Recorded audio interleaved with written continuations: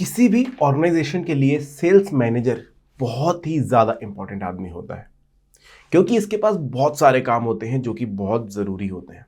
जैसे कि sales strategy develop करना, नए गोल सेट करना, आउटकम को ट्रैक करना और टीम को हैंडल करना। ऐसे बहुत सारे काम हैं जो कि एक सेल्स मैनेजर के कंधों पर होते हैं। लेकिन एक सेल्समैन बनने के लिए आपको बहुत ज़्यादा स्किलफुल होने की ज़रूरत होती है। ऐसी कुछ ज़रूरी स्किल्स हैं जो कि एक सेल्स मैनेजर के अंदर होनी ही चाहिए, तभी आप सेल्स एग्जीक्यूटिव से सेल्स मैनेजर के पायदान तक पहुंच पाते हैं। तो चलिए आज इन्हीं की बात करेंगे कि कौन कौन सी ऐसी ज़रूरी स्किल्स हैं जो अगर आपके अंदर हो जाती हैं तो आप भी बन सकते हैं एक सेल्स मैनेजर।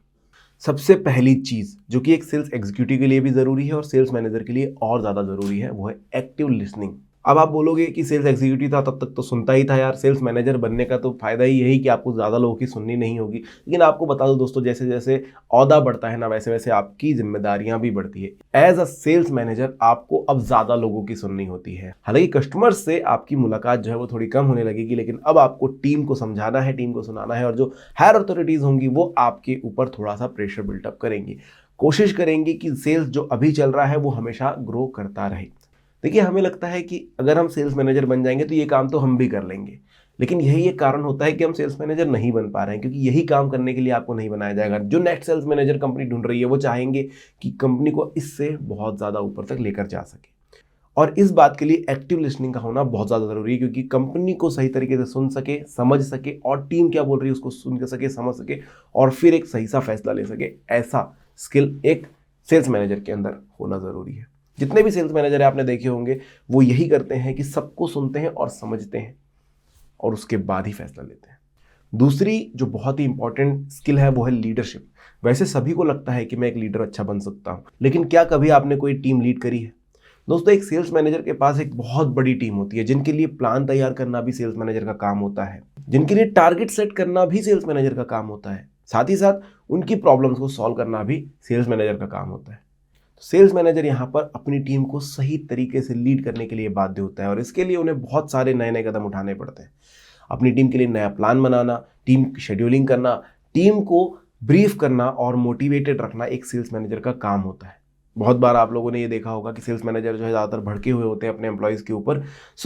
तरीके होते हैं, कोई सेल्स मैनेजर बॉस बनना चाहता है, कोई लीडर बनना चाहता है, और यही चीज़ हम भी सोचते हैं कि हम तो बहुत अच्छा लीड कर सकते हैं, बट जो डिफिकल्टीज होती है वो सेल्स मैनेजर को पता होती है, और वो क्यों भड़कते हैं वो नहीं पता होता है। तो आप ये समझिए कि अगर आप एक अच्छे लीडर हैं, अगर आप सभी को खुश रखते हुए इनकी प्रॉब्लम सॉल्व कर सकते हो और अपना काम निकलवा सकते हो, तो आप सेल्स मैनेजर की पोजीशन पर जा सकते हो। तीसरी जो इंपॉर्टेंट स्किल है वो है इफेक्टिव कम्युनिकेशन। इफेक्टिव कम्युनिकेशन मैंने कहा है, कम्युनिकेशन नहीं। कम्युनिकेशन स्किल काफ़ी सारे लोगों में होती है कि आप लोगों से आमतौर पर बात कर सकते हैं, उन्हें समझा सकते हैं, लेकिन जब आप एक सेल्स मैनेजर बनते हैं यहाँ पर आपकी बातों में एक मैनिपुलेटिव पावर भी होनी चाहिए।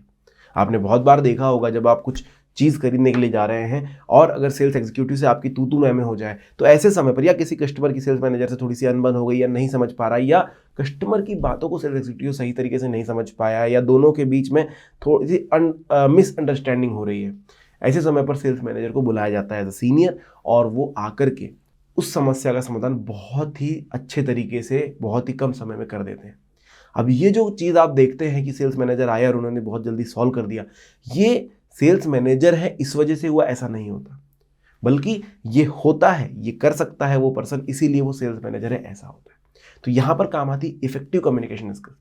यहाँ पर दो स्किल जो है वो मर्ज हो रही है। एक तो एक्टिव लिसनिंग, सेल्स मैनेजर आता है, आपकी पूरी प्रॉब्लम्स को सुनता है, समझता है, और उसके बाद अपने कम्युनिकेशन से, अपने इफेक्टिव कम्युनिकेशन से आपको उस चीज़ का आंसर देता है, और उसी बीच वो आपको ये मना भी लेता है कि कंपनी की भी गलती नहीं है और आपकी भी नहीं। तो ये चीज़ आती है इफेक्टिव कम्युनिकेशन से। आप धीरे धीरे करके इस स्किल को अपने अंदर उतार सकते हैं, सीख सकते हैं। अगर कोई बहुत अच्छा इफेक्टिव कम्युनिकेटर है तो उसको सुन करके आप समझ सकते हैं कि कहाँ पर क्या चीज़ें बोली जाती है, 100 की एक बात कैसी बोली जाती है, कैसे अपनी बातों में वजन डाला जाता है, और उसके बाद आप भी सेल्स मैनेजर की दौड़ में आगे का दर्जा पा सकते हैं। अगली जो स्किल है दोस्तों, सेल्स मैनेजर के काम से रिलेटेड ही है। यहाँ पर होती है प्लानिंग। एक सेल्स मैनेजर को प्लानिंग बहुत अच्छे से करती आनी चाहिए। अगर आप किसी भी फील्ड में हैं, अभी अगर आप सेल्स में हैं, सेल्स एग्जीक्यूटिव है, तो आपको लगता है कि प्लानिंग क्या है, ऐसे ऐसे ऐसे ऐसे ऐसे करने से हो जाएगा, बट सेल्स मैनेजर को यहाँ पर बहुत सारी चीज़ें अपने ध्यान में रखनी होती है। आप कोशिश कीजिएगा इस वीडियो के बाद कि अगर आप कोई सेल्स मैनेजर का ऑर्डर दिया जाए तो आप कैसे प्लान करेंगे। इसमें बहुत सारी चीज़ें ध्यान में रखनी होती हैं कि हमारा जो प्रोडक्ट है उसकी मार्केट में अभी फिलहाल इमेज क्या है, लोग क्यों खरीदना चाहते हैं, क्यों नहीं खरीदना चाहते हैं, उस लिहाज से प्लान बनाया जाएगा कि जो चीज़ें हाईलाइटेड हैं ऑलरेडी उनको थोड़ा और ज़्यादा आगे बढ़ाया जाएगा, और जो चीज़ें दब रही है जिसकी वजह से मार्केट में प्रोडक्ट के प्रति नेगेटिविटी फैल रही है उनको कैसे और कम किया जाए।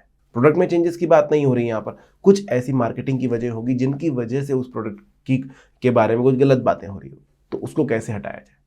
साथ ही साथ कंपटीशन हमारे प्रोडक्ट से कैसे आगे बढ़ रहा है वो भी सेल्स मैनेजर को ध्यान में रखना होता है, और कंपटीशन क्या कर रहा है मार्केटिंग के लिए, कैसे वो अपनी सेल्स बढ़ा रहा है, कैसे वो प्लान कर रहा है, उसके अकॉर्डिंगली सेल्स मैनेजर को अपना प्लान बनाना होगा और उससे बेहतर प्लान बनाना होगा ताकि आपका प्रोडक्ट कहीं पीछे ना रह जाए। क्योंकि आपके सेल्स एग्जीक्यूटिव बहुत ज़्यादा हार्ड वर्किंग है, वो अपना हार्ड वर्क कर रहे हैं, लेकिन अगर प्लान ही सही नहीं होगा तो सब चीज़ धरी की धरी रह जाएगी।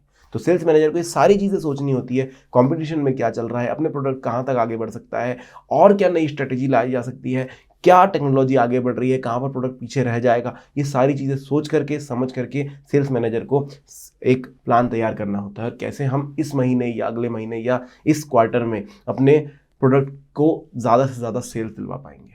ये सारे काम जो है सेल्स मैनेजर के होते हैं। और अगली जो स्किल है वो है प्रॉब्लम सॉल्विंग स्किल। ये स्किल एक सेल्स मैनेजर के अंदर बहुत ज़्यादा ज़रूरी होती है। जैसा कि मैंने आपको बताया, अगर कस्टमर और किसी एग्जीक्यूटिव की अनबन हो जाती है तो वहाँ पर आके कैसे प्रॉब्लम सॉल्व करता है, सेम वही चीज़ इंटरनली भी काम आती है। क्यों? इंटरनली भी बहुत बार ये हो सकता है कि आपके सेल्स एग्जीक्यूटिव के बीच में कुछ अनबन हो गई हो, या फिर कोई बड़ी प्रॉब्लम आ रही हो, या फिर आपका जो प्रोडक्ट है उसमें कुछ प्रॉब्लम आ रही हो, या प्रोडक्ट की मार्केटिंग में कुछ परेशानी आ रही हो। ये सारी परेशानियों को कैसे सॉल्व किया जाए। बहुत सारे नए नए चैलेंजेस भी आते हैं, कोई एकदम से निकल करके कोई प्रोडक्ट आता है जो आपके प्रोडक्ट को सीधा चैलेंज कर देता है और उसके पास ज़्यादा फीचर्स होते हैं, ज़्यादा अच्छा वो होता है, ज़्यादा सस्ता वो होता है। तब आपको इस सिचुएशन को टैकल करना भी आना चाहिए, क्योंकि आप एक सेल्स मैनेजर हैं, आपके हाथ में वो पूरी की पूरी फ्रेंचाइजी है।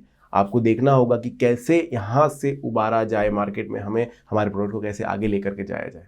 तो ये सारी चीज़ें जब आपको आती है तब आप एक सेल्स मैनेजर बनते हैं। फिर से एक मैं बात करना चाहूँगा, जब आप कंपनी में एक एम्प्लॉय की तरह काम करते हैं तो आप एम्प्लॉय ही बनकर रह जाते हैं, लेकिन अगर आपको ग्रोथ चाहिए होती है तो आपको कंपनी बनकर चलना होगा। आपको समझना होगा कि कंपनी में आप भी एक हैंड है और उस तरीके से आप आगे बढ़ें। जब आप कंपनी को बहुत ज़्यादा कुछ देंगे तब कंपनी भी आपको ग्रोथ जरूर देगी। वीडियो अच्छा लगा हो तो लाइक, सब्सक्राइब, कमेंट जरूर कर दीजिएगा। धन्यवाद।